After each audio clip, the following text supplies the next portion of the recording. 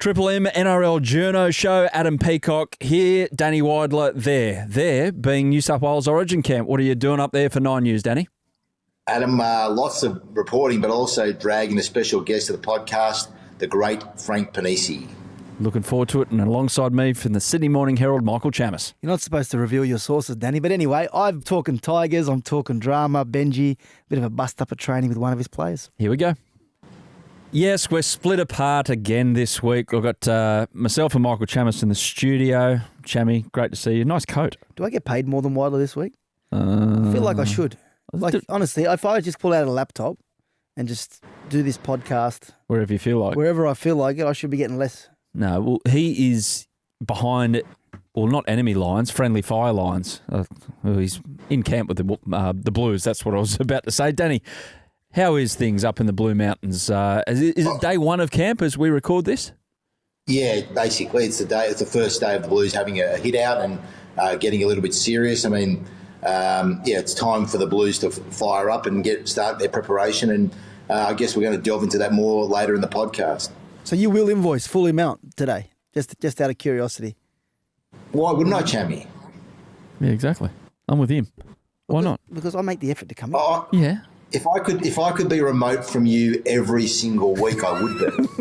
Anyway, you stay up there. In fact, I don't even like it when you join me in the office at Channel 9. Neither does another bloke on 100% footy, but we'll leave that right now.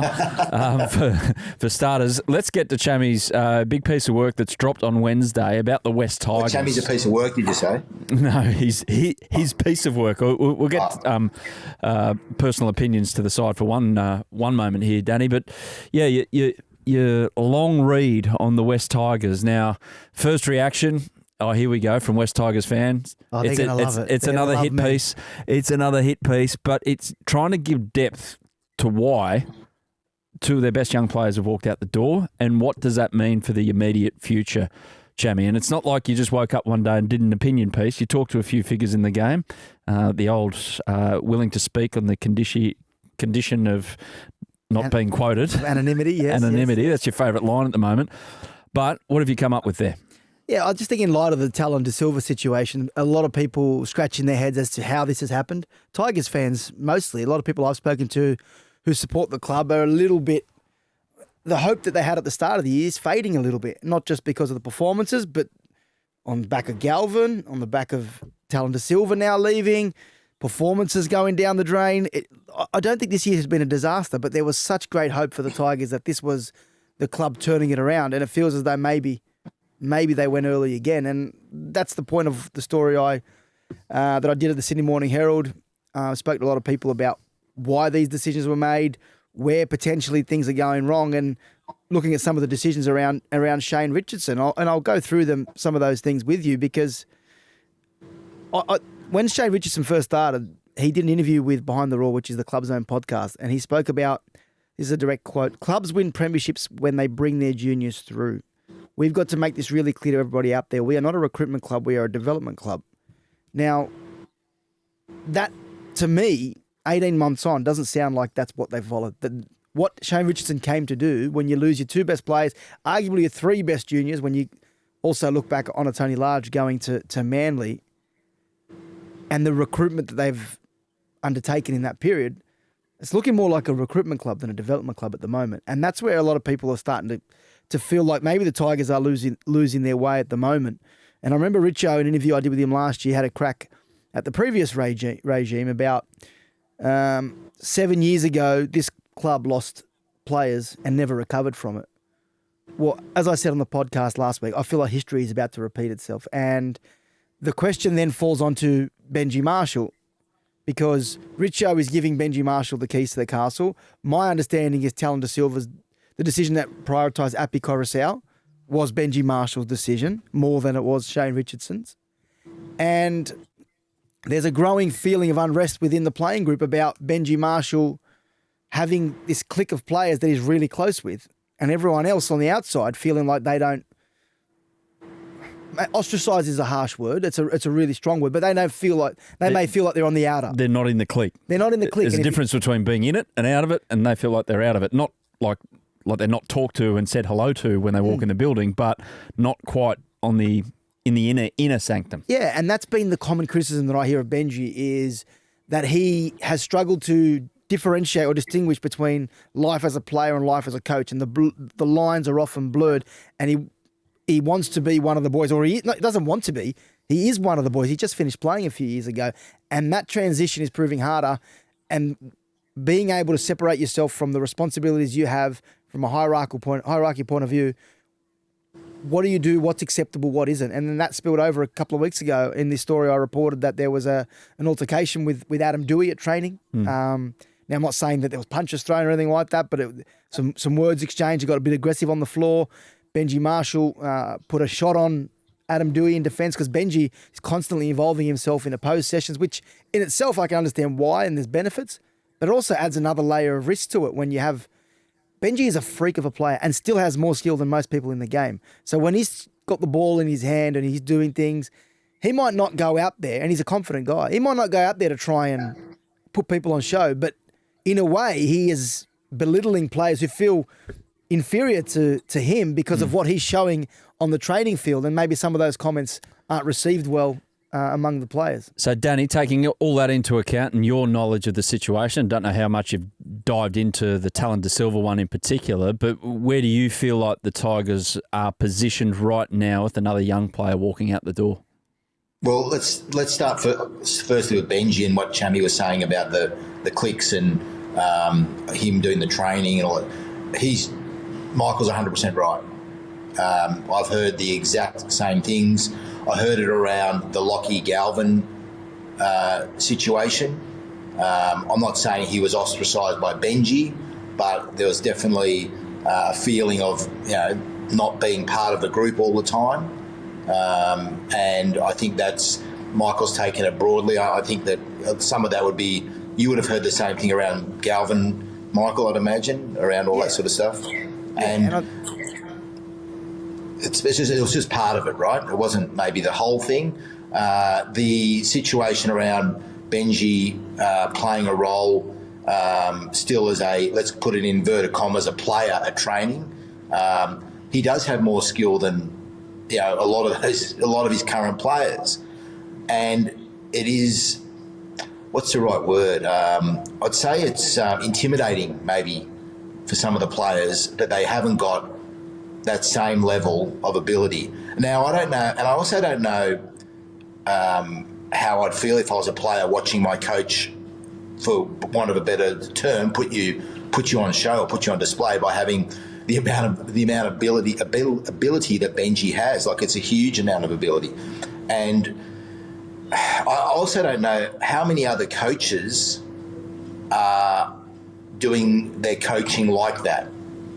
Is that a common thing? I'm not. I don't reckon Wayne Bennett or Des Hasler's rocking up in the line. Imagine Des trying to take on Tino. That's what I mean. Like, I don't know.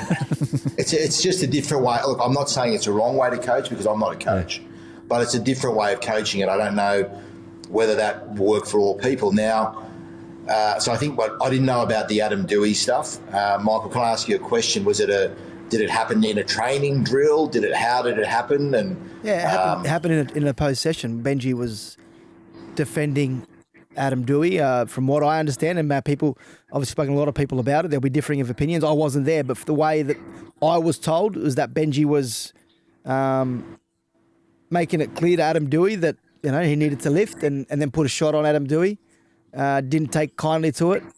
Now, whether it's things happen between player and player all the time, and we get all the time. It does, all the time. It happens all the time. I just feel, and maybe Benji hasn't done anything wrong in this situation. Adam Doueihi is, maybe you can say he's being sensitive, but the problem is he opens himself up to those situations by being in that position and being, as I said earlier, I keep saying trying to be one of the boys or being one of the boys. And even with Lachlan Galvin, I reported at the time that, and this wouldn't have been Benji with any malice whatsoever, but one of the grievances in the world-famous dossier that was presented by Isaac Moses was around Benji removing Lachlan Galvin from a wrestling session. Now, on the surface, you think, he's looking after his young player.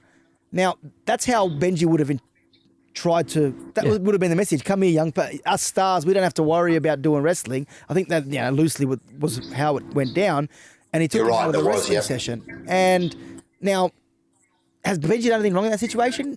No, but Lachlan Galvin, in a world where he wants to become the best player that he can be, wants to do the wrestling session. Most kids looking for shortcuts will be like, how good is this? The coach has got me out of wrestling. I don't have to worry about it. But one of the first things he did at the Bulldogs when he arrived was make sure he was involved in those wrestling classes, because that's how he needs to improve as a player. Defensively, he was exposed as soon as he went on the other day with against the Panthers. Chammy, with that wrestling situation, I know that Lachlan Galvin, because of that, started looking for his own wrestling coach. Really? Yeah. So he decided that he needed to do his own work. I don't know if he went through with it all, but I know that there was definitely an attempt to source a wrestling coach to try and work on his own stuff so that he wouldn't be left behind, so that he would be, when it came to the key moments on the field when you needed to do that, he was able to do it. Now, and back to, you asked about Tallyn Da Silva as well. My understanding is that there was a willingness from Tallyn Da Silva to do a swap, and that was, but he didn't want to go to Newcastle, so that didn't work for the Tigers. There was also a willingness to listen from Tallyn Da Silva and his agent Mario Tartak to a potential succession plan with Api Coruscant as to how it would work. But from what I have been told, that was never put on the table for him. There was no exact way of a succession plan being formulated or executed, and he would have been willing to listen to that at the very least, because he's being painted as someone who wanted to move on in a hurry and play first grade. To me, that's not how it's been represented to me. Whether I'm hearing the full story or not, I can't tell you. But that's the Tallyn Da Silva situation from my understanding, and because of that, and he was surprised. In fact, he and his agent were both surprised that they were allowed to just go off and do what they want to do and leave early. They were surprised. Amazing. Because what happened in this situation was it was initiated by the management, Mario Tartak, potentially discussing a swap deal with Newcastle that would have saw Kai Pearce-Paul end up at the Tigers immediately and Tallyn Da Silva head to Newcastle. But correct. In order for that to happen, he needed formal permission from Shane Richardson. And in most situations like this, to ensure that the club doesn't get played and give themselves leverage in negotiations, they will say, they'll be prescriptive about the permission. They'll say, we give you permission to talk to Newcastle. At least in that way, the Tigers would have been in a position where they could have made sure they got something in return because they had the Kai Pearce-Paul deal in place for next year. But Richard didn't even do that, just gave him formal permission to talk to anyone. And that's when the door to Parramatta opened. And I think the manager couldn't believe what he was reading when he had permission to speak to everybody, because that just opened the door. They weren't expecting that. They weren't expecting that, and they were genuinely shocked. So look, Shane Richardson has been around forever and a day, and he's considered to be one of the best in the business. And I can't second guess what he's doing because I don't live in his office. I don't know what he does all the time.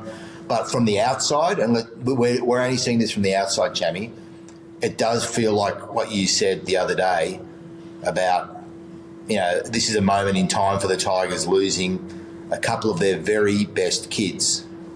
And yes, they're unproven long term, all that sort of thing. But we did, and Tedesco and co were more advanced in their development. So maybe we're jumping on something a bit too hard at this point because we haven't seen them yet at the top level for a couple of seasons at least. But as people observing this from afar, it does feel like a repeat of that situation. We may be wrong; they may not be as good as those guys. And amongst all of this, the wide angle stuff with West Tigers about their recruitment, about their retention, about everything that goes on in front office is the question over the coach. And I've noticed, and this is just, again, to use Danny's words, outside looking in, that Willie Peters' name has popped up a bit more than usual in the past 7 days. Is there anything in that, Chammy, or is it just complete kind of 1 + 1 = 3? Oh, there's a little bit of that, but the whispers are getting louder. Do I think that they've got a deal in place with him? No, not at all. But Shane Richardson has a previous relationship with Willie Peters. They're very close. I said from the outset that I thought that Willie Peters, when Shane Richardson started, people were saying, I bet you Willie Peters takes over from Benji, whenever that is. The thing is for Benji, and this is where I'm critical of Shane Richardson. There's two ways of looking at this. You can say Shane Richardson is giving Benji everything that he wants. You know, you want to choose Appy, then you choose Appy. You want to sign Royce Hunt for 3 years? Here you go. Here's Royce Hunt on 3 years. By the way, he's playing New South Wales Cup off the bench. Everything that Benji wants, he's giving him. There's two ways of looking at that. He's backing the coach, or the second way is he's actually putting the future of the club at risk here by not actually realising that in the end, Benji's going to make short-term decisions. Benji's going to want Api Koroisau over Tallyn Da Silva every day of the week, because by the time Tallyn Da Silva becomes a regular number 9, Benji might not even be the coach. Which is completely fair enough from Benji's point of view. Right now, you'd have Api every day of the week in your 9. This is the point I'm making. As the CEO of the football club, when you tell the board stay out of it, he's trumpeted the fact that he doesn't report to anyone. He does whatever he wants. He eventually lets the board know. But if you're going to take that stance, don't you have a responsibility then to just actually make the best decisions for the club long term and not the best decisions for the coach? Yeah. If you're not going to have a committee around you, isn't there a responsibility that the long term future of the club is safeguarded? Chammy, I put the Willie Peters thing to Richo earlier this week, and he shouted me down for even suggesting it. Said it's 100% not right. I also put to him about Benji's future. Benji, he says, will be the coach next year. And He will be, Danny. You know why? You know why? Because Jerome Luai doesn't re-sign. Api Koroisau doesn't re-sign. So they've made their bed. Benji's going to be their coach. I'm just telling you what he said. I want to put a bit of balance into what we've been saying. So at least we know what Richo's what he's saying. Now, we're both a bit cynical, aren't we, Michael? You and I, and Adam, you're the biggest cynic I know. And I think you're right up there. I wonder whether Richo is allowing Benji to have everything that he needs and wants to try and succeed, so that if it doesn't work, he's able to say, I allowed Benji to have everything he needed and wanted to try and succeed. Yep. Well, he wasn't. Do you think that's fair? Right? Yeah. Does he need to do that? Fair? Yeah. So he can't look back and go, I dudded the coach there. I didn't give him everything he needed. Yeah, but He's giving him everything he wants. Yeah. Yeah, but the point I'm making is, that's honourable, but is his responsibility to make sure no one accuses him of knifing the coach, or is his responsibility to make sure the Tigers aren't going to win their 4th wooden spoon in a row, which, by the way, if they do, will be 2 in a row under his watch. He spoke a big game when he arrived. Yeah. And at the moment, they're 1 win off being a wooden spoon team. Well, guys, this week I put on the group chat, I find talking about the West Tigers making small talk about the weather. It's boring. And then next thing you know, Chammy drops a 4,000-word piece on the analysis behind the scenes of the Tigers. So thank you for that. And we might move on now if that's okay. And just one thing we forgot, yeah. Michael and Adam. One name you left out in that group who left was Stefano Utoikamano. Your favourite person to talk about, Adam. I just sort of had to throw him in whilst we're talking about Tigers and whilst we're on the topic. Yep. It wasn't Stefano's fault he was on the rundown every last year. So who's our Stefano? Stefano was the person of 2024. Lockie's the person of 2025. Who's our 2026 person we'll never not mention in a podcast? I don't know. We'll think about that. It could well be Lachlan Galvin again. But what I do know, I remember 12 months ago, we're all sitting around going, oh, geez, there's not much around. The first 6 months of news in terms of player movement and big stories of this year has just blown the last couple of years out the water. Since the COVID years, this has been just ridiculous. Anyway, Tigers fans, we'll move on from talking about your club right now. Let's get to a bit of Origin with a special guest. Let's now talk Origin. And Danny Weidler up in camp with the Blues, you've got a special guest that you've either coerced, convinced, asked nicely to come along and join us. I'll let you intro, Danny. Not one of those kidnap videos we're talking about. This is a proper interview, guys. Like Frank Ponissi, the boss of the Blues, he has kindly joined us. I just saw him walking through the foyer and I said, look, have you got a spare few minutes for this very important podcast? And he agreed. Frank, thank you for joining us. I appreciate it. Pleasure, Danny. So let's start probably at the start of the start today. We saw a few of the boys not training. How worried should we be about Payne Haas, Hudson Young and Brian To'o, who we saw watching on? No, Danny, we're not worried at all. Obviously, today was a light session for everyone anyway. We did it's our lightest session of the week. We build into the week. We'll start ramping it up from tomorrow, and then Saturday and Monday are our main sessions. But today was just get the players out there. We did a little bit indoors, which both Brian and Payne did. They just didn't do anything outside. It's interesting that both players, both in Game 1 and Game 2 respectively, had been in a similar doubt. And, well, we all know Brian was our best player in Game 2 and Payne was the man of the match in Game 1. So they've got experience having a restricted training workload going into the game. So for that reason, we're not concerned at all. On a broader area, I mean, like Origin, you've done it now for a couple of years. Does it still surprise you as to just how big it is?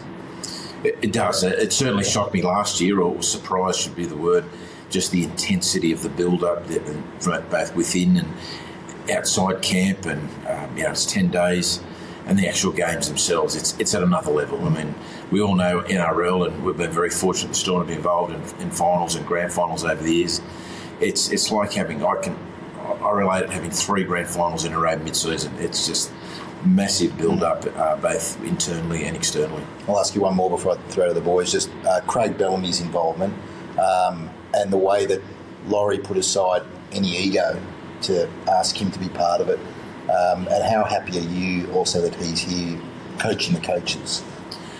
It's been really interesting, actually, because I wasn't, when Laurie first threw the idea about it, having Craig involved, obviously I thought it'd be fantastic if it came off.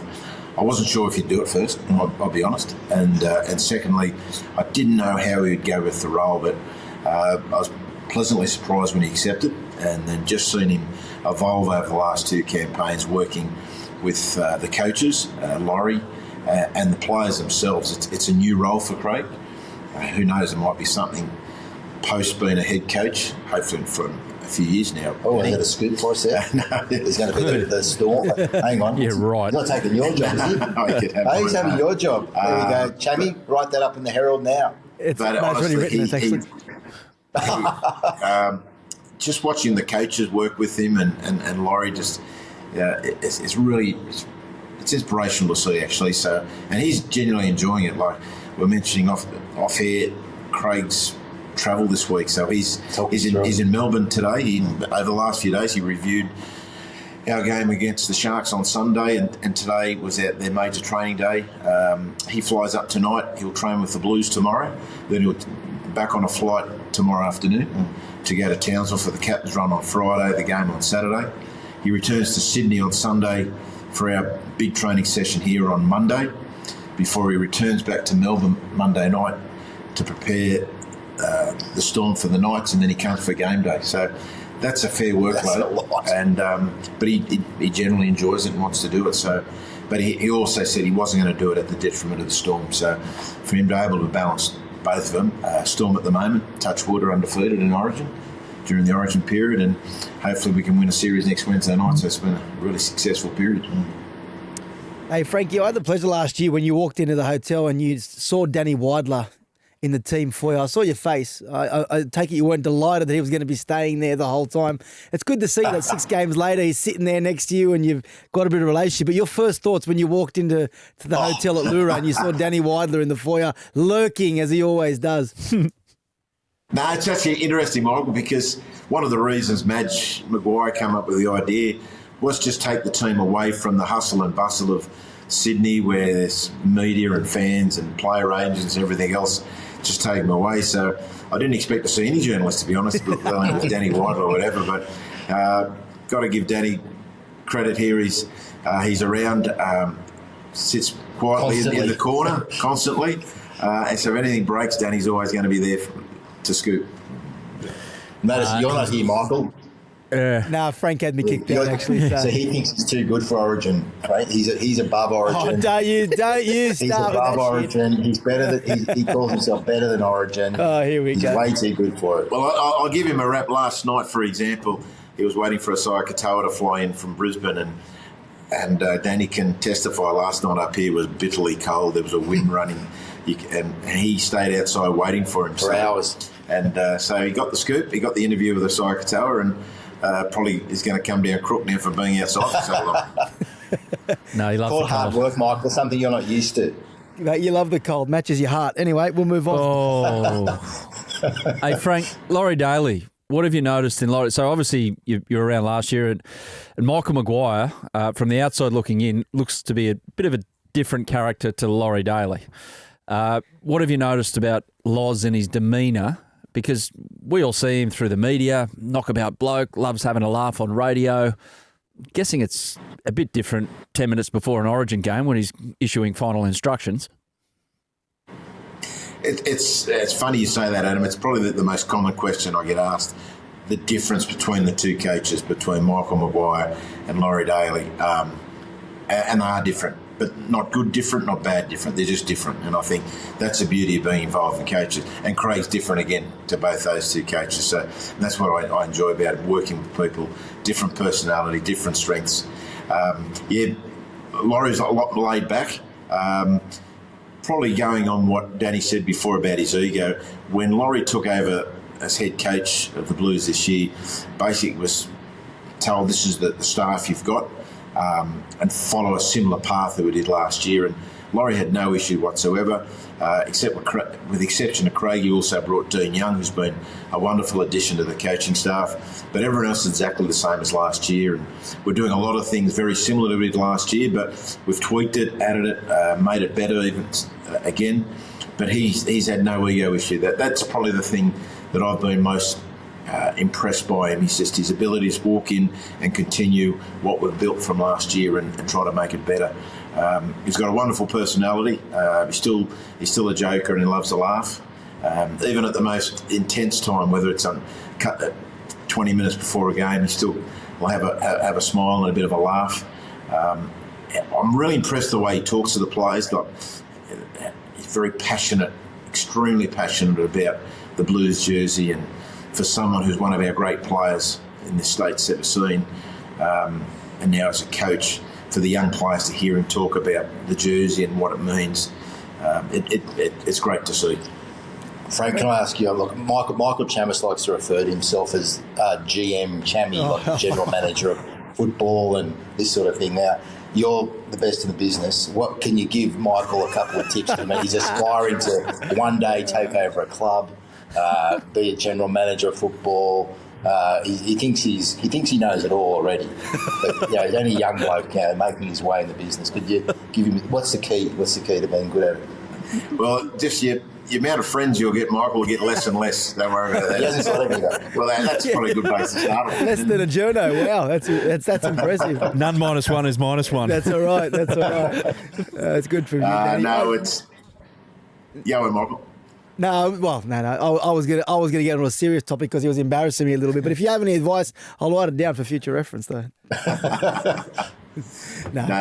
Surround yourself with good people, Michael. That's the advice I got a long time ago, and it's definitely right. You can't do it on your own. You need good people. So that's the best piece of advice I was ever given. See, you're in trouble with this podcast, aren't you, Jamie? See, Danny? You write it down. Not one word was written down. No, I have a serious question before we let him go. I know he's a busy man. You're one of the rare guys in the game who get the opportunity to wear the two hats in Clubland and Origin. And on this podcast, Adam and I have spoken about that we don't particularly like the 18th man situation. Oh. And it's obviously a disadvantage of some clubs. It also puts people in a difficult situation. I want to get your thoughts on what you think of it as a neutral. I know that New South Wales would love a fresh 18th man every time, but you also, I imagine, see the disadvantage for Clubland. Is this model that it currently sits at the moment, is that sustainable, Frankie, or is there a world where the 18th man isn't selected until a bit later on, or maybe from a team having a bye? Yeah, it's a difficult one, Michael. Seriously, I can see both sides of the argument, and without sitting on the fence. I think what makes it difficult because the draw is unbalanced, so you don't know who's going to play. So some weeks that situation where you brought up, which is a fair argument to raise, it may favour New South Wales more than Queensland because there's more New South Wales players not playing this weekend in comparison to Queensland. So the draw is really difficult. It's an unbalanced draw. We've got to get the draw right before we get this particular issue correct. We talk about Origin. Origin has to be played in the middle of the season. it's so big and it's massive for our game. It's what we do with the NRL around Origin period. We've got to get that right. So when we can sort that out, I think the 18th man and everything else will fall in line. We selected our 19th player and our 20th player this week purely based on who's not playing this weekend, so we had an uninterrupted preparation. We just felt there was a lot of disruptions going into game 2. And Jacob Carraz was based on Brian Toa having some doubt, even though it looks like he's going to be fine. But so we've kind of now selecting a side to do that now. If there had been no doubt with Brian, we probably would have gone with an 18th man that probably maybe not played this weekend. But I feel for someone like Matt Burton as well. So, sometimes he's been 18th man a few times. I think we've got to get the draw right first before we worry about the 18th man, because then you're going to have argument's sake that there's more Queenslanders that are not having the bye this week, so it's unfair. We've just got to get the draw right. But as we know in the modern game with concussion and everything else that comes around, the 18th man can play an important role. So I don't know what the answer is, but I'd love to see us get that draw right with Origin and where that means with clubland. How many games we play. I personally think we play far too many games in a season. I understand why we've got to play so many games because of the broadcast deals, but I'd like to see a reduction and potentially less games during Origin and more opportunities for representative games during this period. How good is it to have some real person giving real thoughts rather than just us? Well, that's the most sense I've heard for a long time. Just made up opinion rather than actual fact. And facts are good, Frank. So we thank you for bringing facts to the table. Danny, have you got anything else for Frank before we let him go? No, just did you get the call from Gus at all about who you put 18th man? Give him on the topic. I didn't want to say that the Bulldogs were filthy. The Carraz got picked again. Sitting next to him, I can say it. Yeah, they think it's some sort of Melbourne Storm conspiracy. The Bulldogs. The only beauty with the 18th man this week, both teams are affected. We're talking about the Bulldogs and the Broncos. So I think this week it's fair square. They both lost two really good players from their team, so it should be even for Friday night. So that's why you have to have friends to start with, because you lose them, don't you, Frank? Absolutely. Frank Ponissi, really appreciate your time on the Journos podcast, and good luck dealing with Danny up there. And if Chammy comes up to hide behind a pot plant to get a yarn, we'll let you know. Not welcome, Chammy. You're not welcome here. Thanks, Adam. Thanks, Michael. Thanks, Danny. Cheers, mate. And stick around on the Journos show after the break. A bit more Origin chat. We'll also talk about Freddie saying no to the Kangaroos, and Michael Chammas loves an Instagram Q&A. So we're going to get him to elaborate further on his Instagram Q&A in a second. Back with the Journos show and Frank Ponissi. Once again, we thank him for his time. I'd say the footy manager of the New South Wales Origin team, just bringing it all together, the glue that's holding the squad together. But, guys, we'll get your opinions now on what's going on with Origin, and in particular Queensland. So what's the word? I love asking this question, Danny, every time you go into camp. What's the word in New South Wales camp about what Queensland are doing? We're just looking at our own game, Adam. We're just the line. That's the line they're giving. Look. I think to be honest, there is an element of surprise. Obviously, about a couple of selections. I think the Reece Walsh one has caught everybody a bit on the hop. That he's not there at fullback, which is it's an interesting selection. Then there's obviously Big Papa coming back, Alfie 2.0. There's an obvious reason for that, and that's Billy is going to obviously get a good player, but he's also going to get a hell of a lot of passion, isn't he? And he's going to get passion and emotion in a decider. Fantastic things to have up your sleeve as you prepare for a game, and then when you get out on the field as well. That's I think a huge reason why Billy's done this. I think it's quite an inspired selection. And then we go to the centre. They're plucked from nowhere, really. The man Michael Maguire created, and that's Shivasaki. I mean, no one saw that coming. No one. Not even him. And look, I think that the Blues, he wasn't part of their equation, and I think in the last 36 hours or so, they've been working overtime on video on him to make sure that they know every single thing about him, the players know every single thing about him, so that because it's such a surprise selection, there are no surprises when it comes to game time. And I know that they've had to do extra work on that because that wasn't any part of what they were thinking leading up to this decider. It's a remarkable selection. It's one of the best, absolutely, and it's one of the best stories you could ever hope to. I mean, the story writes itself in terms of what he's been through and the ups and downs and trying to get a go and finally gets a go. But with New South Wales and how they approach it, you can just see it, Chammy. You can just see the next 7 days about Queensland, the spirit of 95, all of that. To be fair, New South Wales, they've got the spirit of 05. They've had dinner with them, had to get together, didn't they? Danny, where do you put this? And Shibasaki as well, it's quite remarkable that he'll almost earn half his wage by playing this game for the year. Isn't he on a train and trial, which is a max of about 80 grand a year or something like that? You have to upgrade the train and trial once they play in the NRL, but it's $1,200 a week for a train and trial. I could see Danny's headline already. He was talking about Madge Maguire, how former Blues coach brought down his old team by handing this guy a lifeline at the Broncos. He's been really good, but has he been good enough to play Origin? That was when I got the text on Sunday night about it, and I think in the end, by the time I'd written the story, it had already gone up. But I checked to see if it was up when I first got told, and I went to someone to check it, and they said yes, it's true. And it's one of those ones where I'm like, even though you're telling me it's true, I need a second and third. I don't believe you. I don't believe it.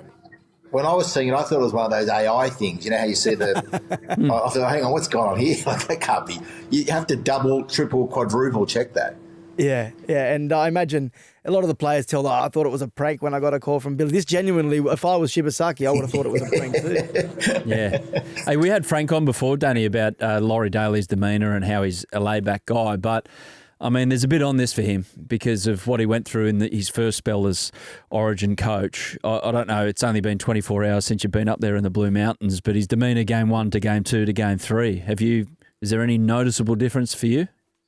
Good question, Adam. I've noticed a big difference, and I think I've noticed a really positive difference. I feel like I can see the steel now.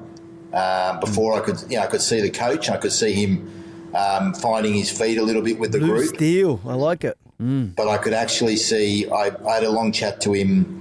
Today's Monday, and I could see the steel there. And I wrote on the weekend that if he was suffering from post-Origin traumatic sort of syndrome, he'd be excused because he was part of that.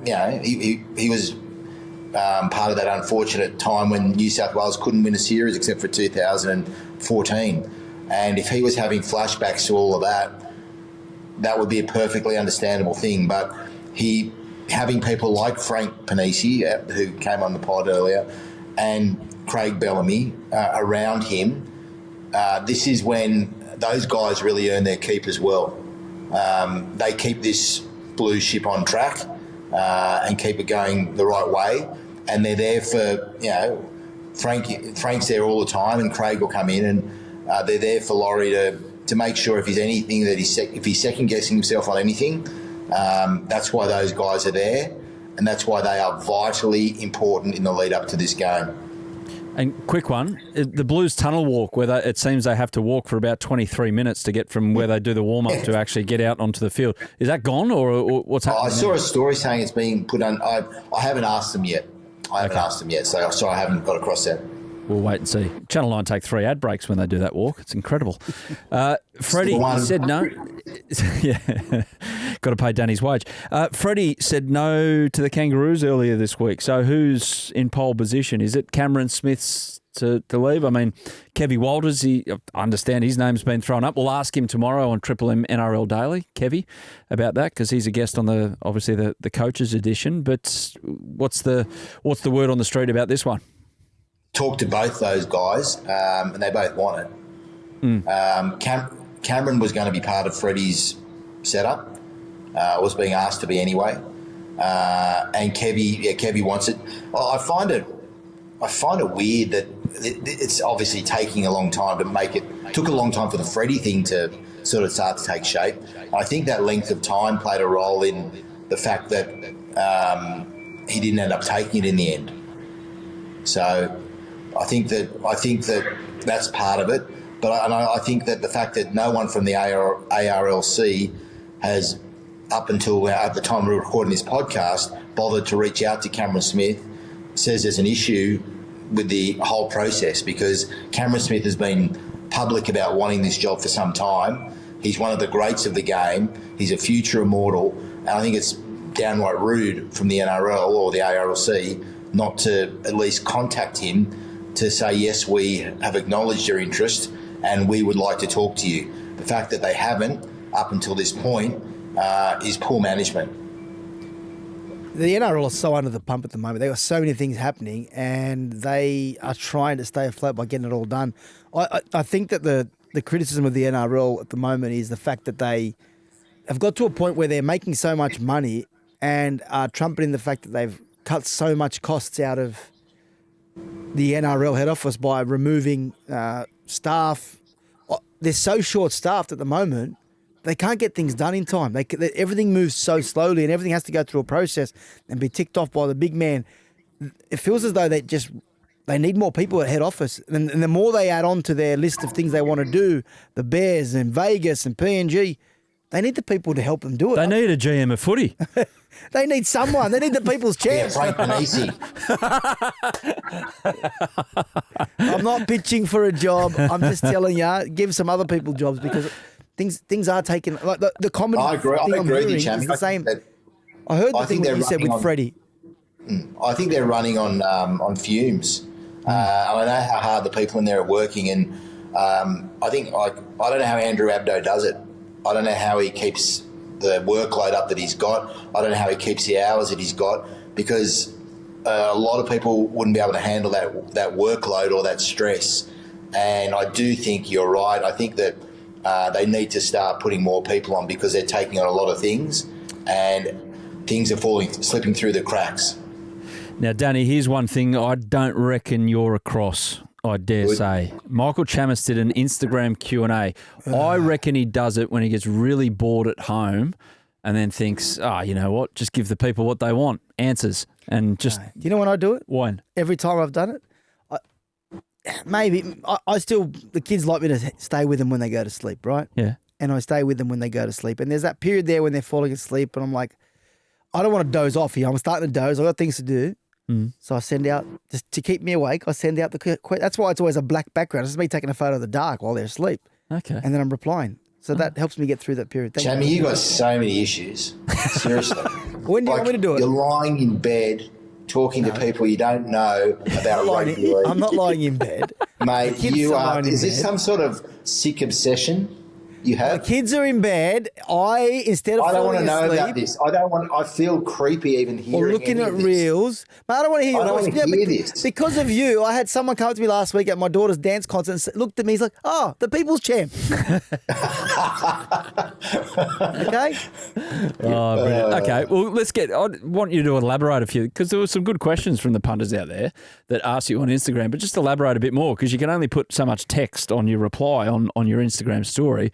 But someone asked, can the Panthers sign someone? You said no real money to spend until 2027. I mean, why 2027? What would they be looking at? You know, give us a bit more detail. I just know that they're tight in the cap for next year. They can't make any significant signings. They can obviously add to their roster. People can move on. But as it stands, like, there's been a lot of rumours around, does David Fifita come back on their radar after they chased him? They can't afford it. They can't afford anyone significant next year. And in 2027, they'll reassess. I don't think they can afford anyone of note in 27 either, really. All their big stars are contracted through till then. So they're just going to have to keep building from within. They made an inquiry about Sloan. Yeah, but I'm not doubting your mail, Danny, but Sloan is not going to be at full price. They're not going to afford Sloan at full price. No, I'm not saying that either, yeah. No. So that is what I'm saying. If they can get the pieces to the part, like they did with Alamotti, I think they only paid, they paid him like, what, $250 maybe to get him from the Bulldogs? Cheap.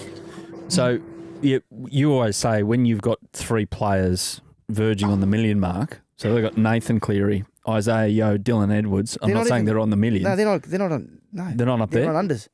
They're still on unders, so that they can have a bit of wiggle room moving forward. Not like our cap's blown out the water. We can basically just go like for like for the next 5 years in our cap. Well, Nathan's the only, from memory, I think Fisher Harris would have been $1 million player, but Nathan now is only the $1 million player at Penrith. They have Dylan Edwards on 850, Yo's, I think he's 8. Like, they're still a lot of money, don't get me wrong, but they're not on the open market. They get... But that's their holy trinity, those three, and maybe throw in a Liam Martin there as well. Yeah. So what I'm saying is other clubs have numerous players on $1 million, don't they? Yeah. Or verging on. Look at the Seagulls. They would have 3. Look at, I'm trying to think. Brisbane, they would have at least 2, potentially 3, with Walsh, Haas. I don't know what Carrigan's on. Was up in the 9s. Yeah. So they've got a bit of wiggle room there. They do. Next question. Any forwards on the Knights' radar? And your answer was the poor old Knights are missing a lot of targets. Peter O'Sullivan has chased everyone and missed nearly everyone bar Dylan Brown. O'Sullivan is having a huge say in the roster. More than the coach. Pressure building on him now. See what I mean, Danny? This is worth getting across. I missed this. This sounds personal. No, why's that personal? That's fact. He's chased. This sounds like you're having a bit of a slap at Peter O'Sullivan.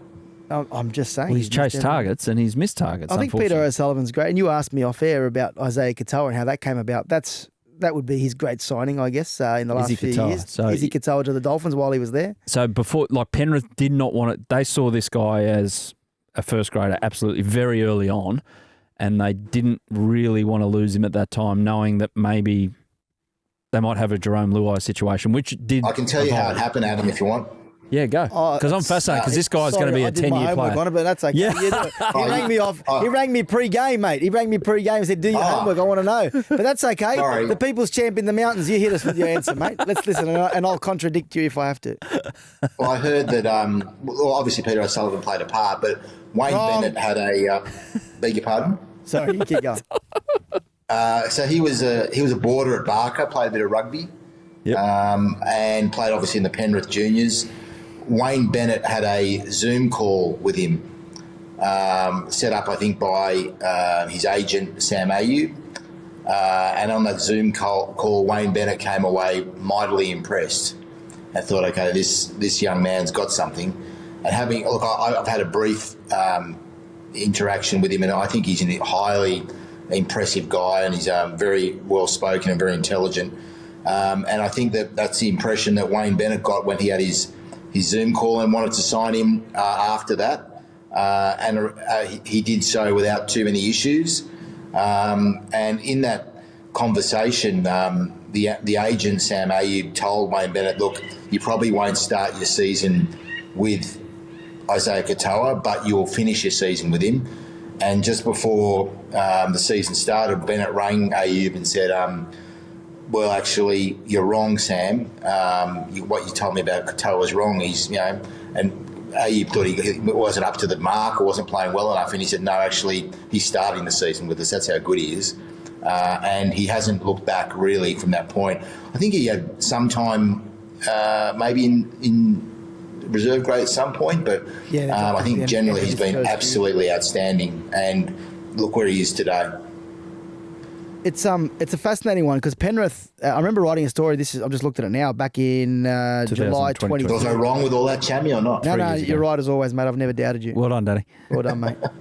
2022, so July. 3 years ago, as we sit here right now. Yeah, July 4. This guy was a ball player. This headline was Panthers drop WizKid after signing with Bennett and Dolphins. Penrith made no apologies for leaving Dolphins-bound teenage sensation Isaiah Katoa out of their lower grade teams, prioritising the development of long-term players over the prized recruit of Wayne Bennett. Which happens. My question now, throw forward for Dolphins, and this guy is going to be up in New South Wales camp shadowing Nathan Cleary, learning about what Origin's all about. So he looks like an Origin player in the future, and given his performance against Souths again on the weekend where he made opposition defenders look like idiots, he just gets better and better and better. So how do the Dolphins make sure that this guy retires a Dolphins player? Like, what have they got in place to make sure that he's not rated by a big Sydney club with a lot of cash to splash? Well, they've done a good job so far doing the right thing by him, creating an environment where he wants to be. Loved Wayne Bennett, loves Christian Wolf. And when he signed with the Dolphins, Adam, there was a video sent to O'Sullivan and to Bennett. They'd never seen him before. It was a highlights reel. The next day, they replied with an offer off a video. Then they flew down and watched him play SG ball. I think Peter O'Sullivan watched him play SG ball. And up into that point, Penrith hadn't made him an offer. Then they saw O'Sullivan sitting in the stands and thought, we've got to get our act together. By that stage, as Daddy said, he'd spoken to Wayne Bennett on the Zoom, fallen in love with the super coach, and thought, you know what? I'm really excited about what that club's doing. And I think the original offer was 200 first year, 250 second year, 350 the third year. And clearly that was, well, that's a lot of, that's a lot of money for a kid who was at the time playing SG ball. They kicked him out of the system. He was playing just at school at Barker.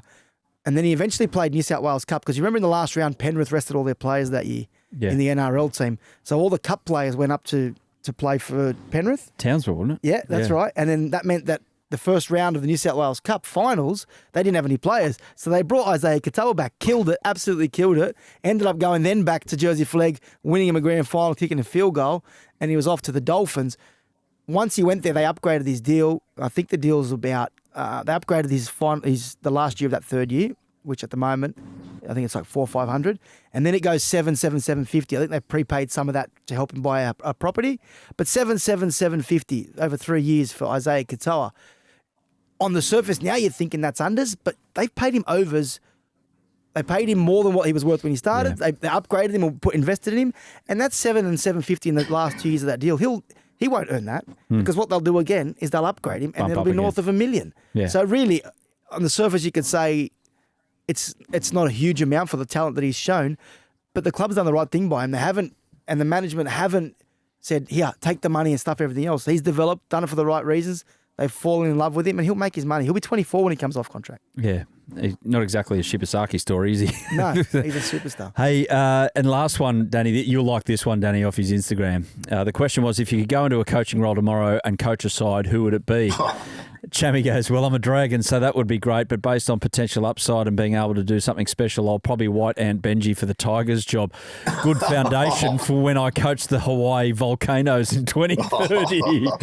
Oh, my goodness. Don't say much back of that. So that hit piece that he did on the Tigers, is that part of his Benji mission, is it? That's the white answer, yeah. Just like oh, my God, Chammy. Yeah, I'm like Benji. I'll only bring people around who I can trust. So, mate, if you're looking for an assistant coach's job or a gear steward job, anything, I'll take you. I'm in. I'm in. Yeah, I knew you were going to answer. It's not an invite to you. I said people I can trust. Danny Weidler, enjoy Origin Camp, mate. Thank you for your time. Thank you. Just a little teaser for you, Adam. Sometime in the next week or so, the Bondi cat will be appearing on television. The famous cat that I walk. What? A catwalker and walking his what cat. Happened? We'll talk about it after it appears. I didn't think Bondi Vet was on TV anymore. The Bondi cat will be on television. The famous Wow. cat. Okay, looking forward to that. I can't wait. Are you on TV too? I'm just saying the cat's on there. How many cameras did you demand for your cat? Just one for the cat.